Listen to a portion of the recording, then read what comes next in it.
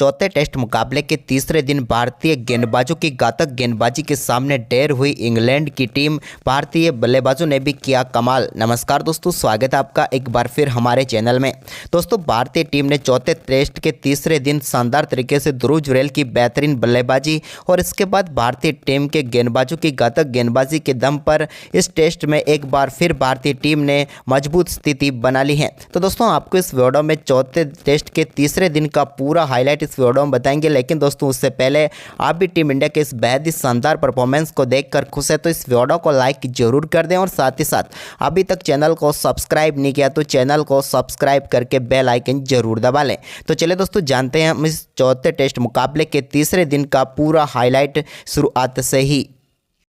तो दोस्तों, आज चौथे टेस्ट मुकाबले के तीसरे दिन एक बार फिर टीम इंडिया की तरफ से कुलदीप यादव और ध्रुव जुरैल क्रीज पर उतरे। तो दोनों बल्लेबाजों ने एक बार फिर टीम इंडिया को संभल कर शुरुआत दिलाने की कोशिश की और ये कामयाब भी हुई। दोनों बल्लेबाजों ने पहले तो शानदार परफॉर्मेंस करते हुए बेहतरीन 50 रनों की पार्टनरशिप 140 गेंदों पर पूरी कर डाली। लेकिन इसके बाद यहाँ पर ध्रुव जुरैल के बल्ले से एक कमाल का चौका देखने को मिला, जहाँ पर उन्होंने शानदार तरीके से रॉबिन्सन की गेंद को चौके के लिए बाउंड्री लाइन के पार भेज दिया। तो वहीं पर इसके बाद कुलदीप यादव ने भी 82वें ओवर में शानदार परफॉर्मेंस करते हुए एक और शानदार चौका जड़ा। यहां पर उन्होंने शोएब बशीर की गेंद को बिहाइंड द पॉइंट चौके के लिए बाउंड्री लाइन के पार भेज दिया। दोनों बल्लेबाज अब कमाल की बल्लेबाजी करके सिंगल डबल्स के साथ ही टीम के स्कोर को आगे बढ़ा रहे थे और एक बेहतरीन पार्टनरशिप कर डाली दोनों बल्लेबाजों ने। लेकिन इसके बाद दोस्तों 89वां ओवर डालने आए इंग्लैंड की तरफ से जेम्स एंडरसन। लेकिन इस ओवर की तीसरी गेंद पर टीम इंडिया के बल्लेबाज कुलदीप यादव के गेंद बल्ले को लगकर सीधे स्टंप पर जा लगी और आज के दिन टीम इंडिया ने अपना पहला विकेट गंवाया। जहां पर दोस्तों कुलदीप यादव काफ़ी शानदार तरीके से साथ दे रहे थे ध्रुव जुरैल का। लेकिन इस मुकाबले में 131 गेंदों का सामना करने के बाद 28 रनों की महत्वपूर्ण पारी खेलकर पेविलियन लौटे। वहीं पर इसके बाद 90वें ओवर की पहली गेंद पर टॉम हार्टली के ध्रुव जुरैल ने सिंगल लिया और सिंगल के साथ ही कमाल की बल्लेबाजी करते हुए अपने टेस्ट कैरियर का पहला अर्धशतक जड़ दिया। अर्धशतक के लिए इन्होंने 96 गेंदों का सामना किया, लेकिन कमाल की बल्लेबाजी करते हुए कमाल का अर्धशतक पूरा कर लिया ध्रुव जुरैल ने। वहीं पर ध्रुव जुरैल का आगे भी शानदार परफॉर्मेंस जारी रहा। 94 ओवर की 5वीं गेंद जो कि टॉम हार्टली ने डाली, इस गेंद पर भी शानदार शॉट खेलते हुए गेंद को चौके के लिए बाउंड्री लाइन के पार भेजने में वो कामयाब हुए, क्योंकि यहाँ पर पूरा मौका था उनके पास बड़ा शॉट खेलने का, तो उन्होंने चौके में से तब्दील किया।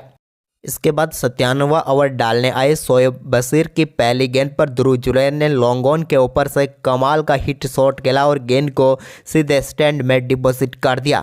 तो वहीं पर इसकी अगली ही गेंद पर उनके बल्ले से एक और कमाल का शॉट देखने को मिला, लेकिन इस बार 2 बाउंस गेंद चौके के लिए बाउंड्री लाइन के पार चली गई। यानी कि 2 गेंदों पर 10 रन इस ओवर में बना दिए ध्रुव जुरैल ने। तो वहीं पर इसके बाद 99वें ओवर की तीसरी गेंद पर भी उनके बल्ले से एक और बड़ा शॉट देखने को मिला और इस बार गेंद को लॉन्ग ऑन के ऊपर से 6 रनों में स्टैंड में डिपॉजिट कर दिया शोएब बशीर की इस गेंद को। यानी कि ध्रुव अब अपने रंग में आ चुके थे। वहीं पर इसके बाद दोस्तों 101वें ओवर की पहली गेंद पर शानदार बल्लेबाजी करते हुए आकाशदीप ने भी ओवर मिड विकेट के ऊपर से एक कमाल का छक्का जड़ा शोएब बशीर की गेंद पर। लेकिन इसी ओवर की आखिरी गेंद पर शोएब बशीर ने आकाशदीप को LBW आउट करके पेविलियन भेजा और अपना पंजा खोल लिया।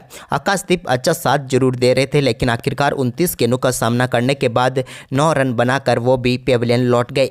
तो वहीं पर इसके बाद ध्रुव ने आक्रामक खेल जारी रखा और 102वें ओवर की तीसरी गेंद पर टॉम हार्टली की एक शॉर्ट गेंद पर कमाल का छक्का उनके बल्ले से देखने को मिला। इस बार भी डीप मिड विकेट के ऊपर से उन्होंने गेंद को 6 रनों के लिए बाउंड्री लाइन के पार भेजा। जबकि दोस्तों इसी ओवर की आखिरी गेंद पर भी मिड ऑन की तरफ उन्होंने एक और शानदार चौका जड़ा और वो अब पहुंच चुके थे 90 रनों पर। लेकिन इसके बाद दोस्तों भारतीय टीम को करारा झटका लगा 104वें ओवर की दूसरी गेंद पर, जब यहाँ पर टॉम हार्टली ने बोल्ड कर दिया ध्रुव जुरैल को, जिन्होंने कमाल की बल्लेबाजी करते हुए 149 गेंदों पर 90 रनों की पारी खेली, लेकिन वो अपने शतक से चूक गए। लेकिन टीम इंडिया भी 46 रन पीछे जरूर रह गई, लेकिन यहां तक लाने में ध्रुव का बड़ा योगदान रहा। इस सेशन में 88 रन बने और 3 विकेट गिरे, जिसके चलते ये सेशन टीम इंडिया के नाम रहा। वहीं पर दोस्तों इसके बाद आज के दिन के दूसरे सेशन में इंग्लैंड ने अपनी दूसरी पारी की शुरुआत की तो यहां पर दूसरे ओवर की दूसरी गेंद पर डकेट के बल्ले से एक कमाल का शॉट देखने को मिला और इस पर उन्होंने चौका जड़ा। तो वहीं पर इसके बाद एक और शानदार चौका यहां पर डकेट ने रिवर्स स्वीप के जरिए जड़ दिया। यहां पर उन्होंने अश्विन की गेंद को बाउंड्री लाइन के पार भेजा। लेकिन इसके बाद दोस्तों पांचवें ओवर की पांचवीं गेंद पर रविचंद्रन अश्विन ने टीम इंडिया को पहली सफलता दिला दी और बेन डकेट का कैच यहां पर पावर शॉट लेग पर खड़े सरफराज के हाथों में गया और भारतीय टीम को पहली सफलता मिली। डकेट इस मुकाबले की इस पारी में 15 गेंदों का सामना करने के बाद 15 रन बनाकर पेविलियन लौटे। तो वहीं पर इसके बाद दोस्तों भारतीय टीम को अगली सफलता के लिए ज़्यादा इंतजार नहीं करना पड़ा और इसी ओवर की अगली ही गेंद पर रविचंद्रन अश्विन ने ओली पॉप को भी LBW आउट करके पेविलियन भेज दिया और भारतीय टीम को बैक टू बैक 2 गेंदों पर 2 सफलताएं दिला दी। ओली पॉप खतरनाक खिलाड़ी साबित हो सकते थे लेकिन इस मुकाबले में वो खाता भी नहीं खोल पाए। हालांकि पहली पारी में भी वो खाता नहीं खोल पाए थे और इस पारी में तो वो गोल्डन डक पर ही आउट हो गए, यानी कि दोनों पारियों में शून्य पर ही पेविलियन लौटे। इसके बाद दोस्तों यहाँ पर शानदार परफॉर्मेंस क्रॉली ने दिखाया जहां पर उन्होंने 9वें ओवर की तीसरी गेंद पर रविचंद्रन अश्विन के एक कमाल का चौका मिड ऑफ के ऊपर से लगाया। तो वहीं पर इसी ओवर की 5वीं गेंद पर भी उन मिड ऑफ की तरफ एक और कमाल का शॉट खेलने में वो कामयाब हुए, जबकि ओवर की आखिरी गेंद पर भी मिड ऑफ की तरफ ही एक और शानदार चौका लगाकर इस ओवर में 3 बेहतरीन चौके रविचंद्रन अश्विन के ओवर में जड़ दिए क्रॉली ने।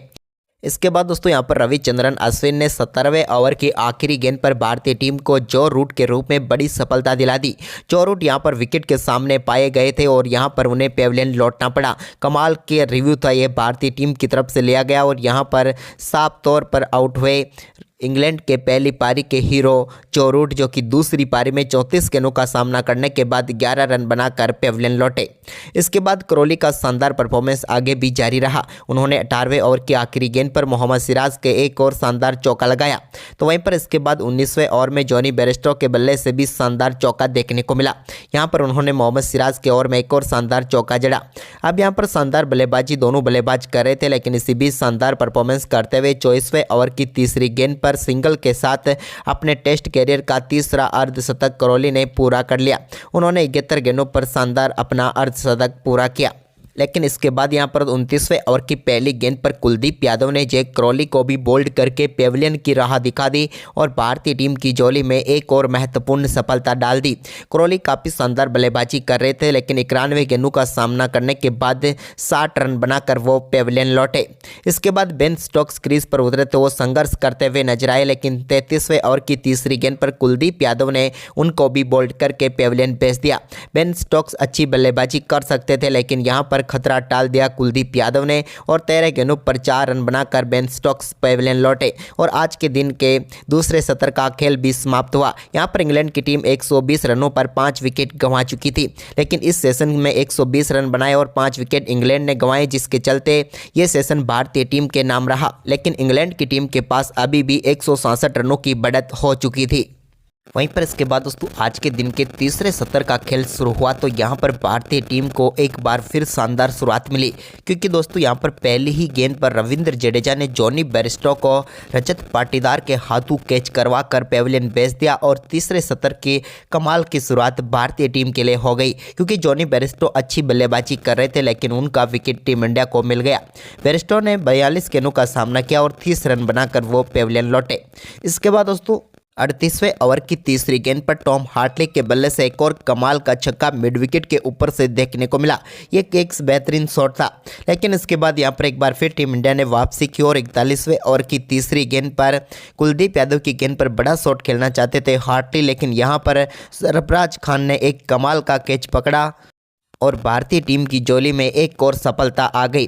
टॉम हार्टली भी 25 गेंदों का सामना करने के बाद 7 रन बनाकर पेविलियन लौटे।